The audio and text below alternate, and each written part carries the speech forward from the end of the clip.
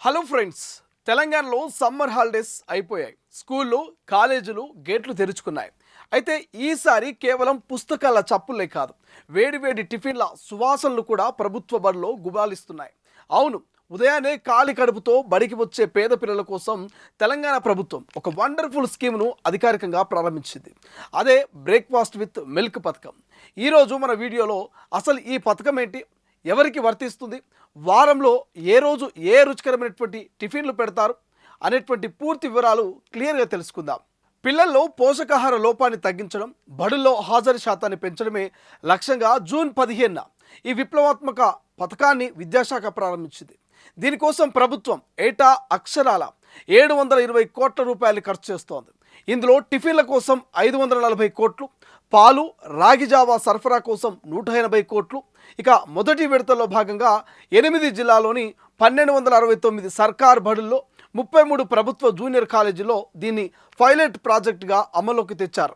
రాబోయే రోజుల్లో free primary నుంచి ఇంటర్మీడియట్ వరకు చదువుతున్న దాదాపు 29 లక్షల మంది విద్యార్థులకు ఈ పథకాన్ని విస్తరించనున్నారు. అయితే హరే కృష్ణ మూవ్మెంట్, మన ట్రస్ట్ వంటి స్వచ్ఛంద సంస్థల భాగస్వామ్యంతో సెంట్రలైజ్డ్ కిచెన్ల ద్వారా ఈ ఆహారాన్ని తయారు చేస్తున్నారు.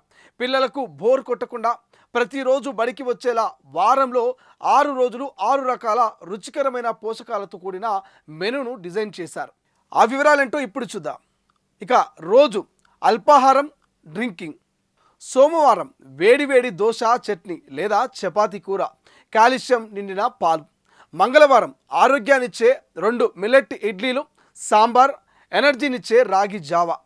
బుధవారం పిల్లలకు ఎంతో ఇష్టమైన 2 పూరీలు, ఆలు కుర్మా, వేడివేడి పాలు.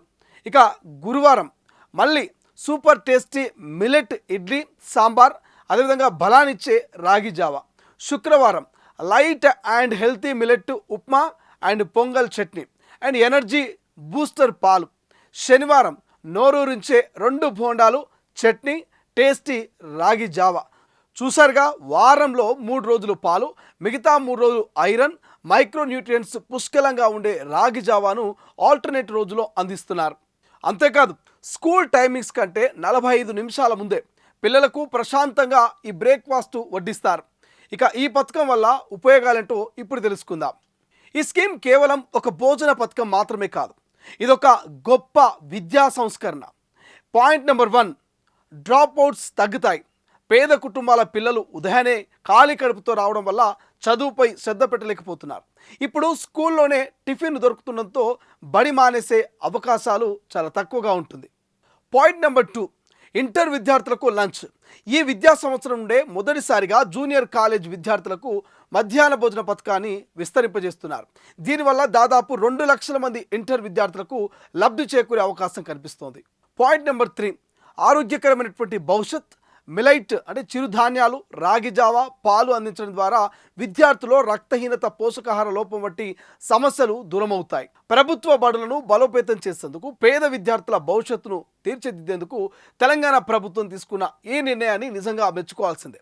మరి రోజుకో వెరైటీతో మెరిసిపోతున్న ఈ కొత్త మెనూపై, ఈ ఉచిత అల్పాహార పథకంపై మీ అభిప్రాయం ఏంటో కింద కామెంట్ సెక్షన్లో ఖచ్చితంగా తెలియజేయండి.